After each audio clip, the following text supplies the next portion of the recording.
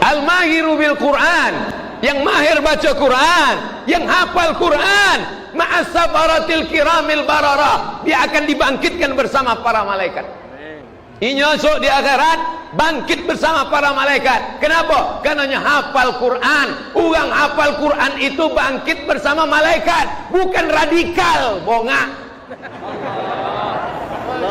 Jole.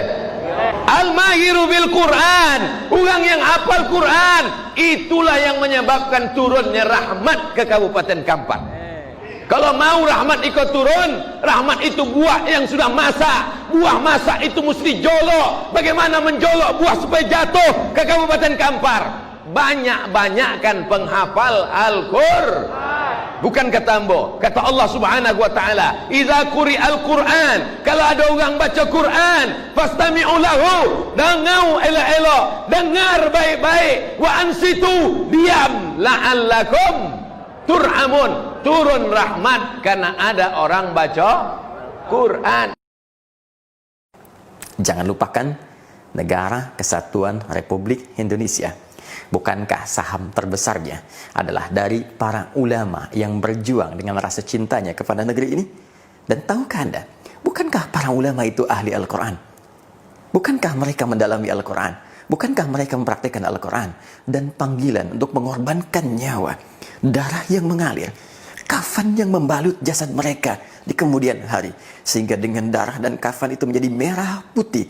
Tahukah Anda apa yang membuat mereka kemudian tergerak untuk melahirkan resolusi jihad, untuk membantu memerdekakan bangsa ini, dan cinta yang sangat dalam? Bukankah itu perintah Quran mereka? Bukankah itu perintah Quran mereka?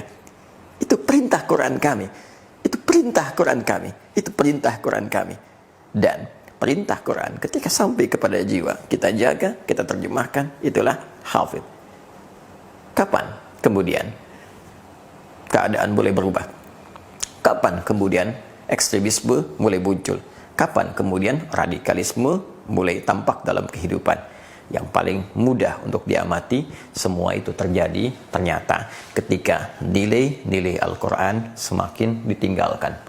Jika Anda membaca Quran dengan benar, tunjukkan kepada saya di titik mana Anda temukan kekerasan dalam Al-Quran, di titik mana Anda temukan bimbingan ekstremisme dalam Al-Quran, di titik mana Anda temukan keburukan dalam Al-Quran. Jangankan tindakan yang sangat kasar, untuk melihat yang tak baik saja tidak diperkenankan. Maka Anda bisa bayangkan, jika pejabat ini hafidh, dia akan mustahil melihat catatan-catatan yang salah, melihat angka-angka yang keliru. Untuk lihat proyek yang salah saja tak mampu, apalagi menggerakkan tanda tangannya untuk bisa menitikkan catatan jemarinya membuat sesuatu yang salah.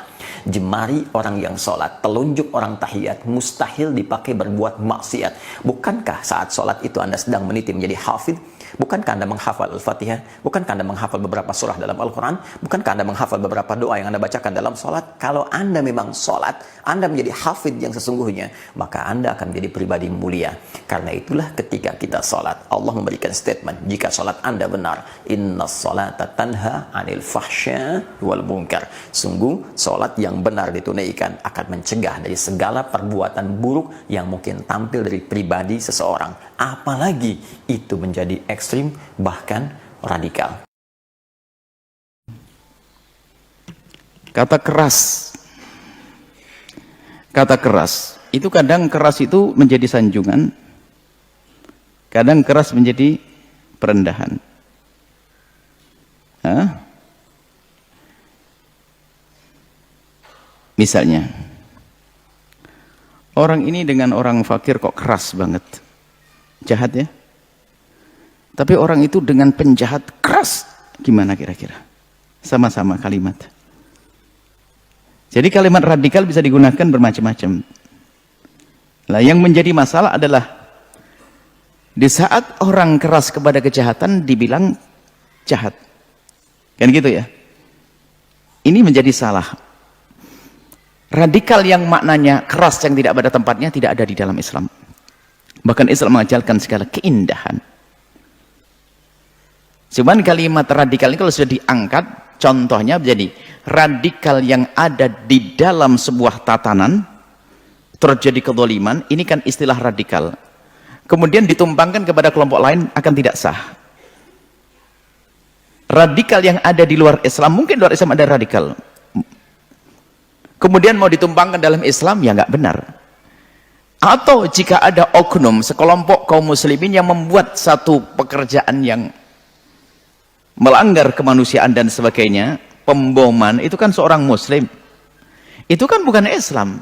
Kita harus bisa membedakan. Kalau Islam yang sesungguhnya nggak ada di situ, kekerasan tidak ada di dalam Islam, nggak ada. Justru yang diajarkan adalah bagaimana indah. Kepada orang kafir pun ada aturannya yang indah. Jadi permasalahannya hari ini adalah, yaitu sesuatu tidak ditempatkan pada tempatnya. Memang ada model radikal yang ada di dalam agama Islam, ada, bukan agamanya ya, agama Nasrani ada, suku ada, tapi tidak bisa kita pukul rata itu semuanya. Kita harus bisa membedakan. Kalau kembali kepada asalnya, Islam mengajarkan atau tidak, ya sudah, selesai. Berarti itu adalah pelanggaran, penyelewengan dalam Islam. Masa ada ngebom di masjid? Sebelumnya ada bom bom meletus di masjid, Pak Kapolres kena waktu itu ya muslim, sholat Jumat lagi dia. Ya itu kan orang per orang. Islam tidak mengizinkan yang demikian itu. Cuman repotnya orang menganggap itu Islam. Lah ini lu salah pandang dia. Kacamatanya kacamata kerabun dia itu. Lah ini kita selama ini urusannya dengan orang rabun. Yang bukan radikal dianggap radikal, ini salah. Dan memang ada kisah radikal, ada. Nggak dipungkiri kan ada pemboman waktu itu di Bali, di ini kan ada bom-bom, itu kan nggak ada. Sampai anak kecil pun diajak ngebom juga, itu kan ada memang. Dan kebetulan dia pakai kerudung, pakai jilbab, pakai cadar. Tapi apakah semua orang bercadar seperti itu? Berarti tidak cerdas.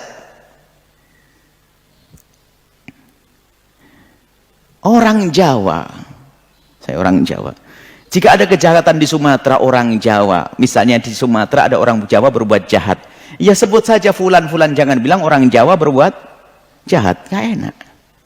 Berarti nggak cerdas kalau memukul rata, nggak cerdas langsung. Wah, orang Jawa, loh, orang Jawa baik, mertuamu juga Jawa. Nah gitu. Jadi orang picik yang suka memukul rata itu picik. Berarti nggak cerdas dia. Jadi nggak boleh jadi pejabat kalau begitu dia. Kalau dia nggak bisa membedakan, ya jangan, nggak bisa membedakan kok suruh milah. Nanti belengnya jadikan cincin, permatanya dibuang, kan berbahaya ini. Nah,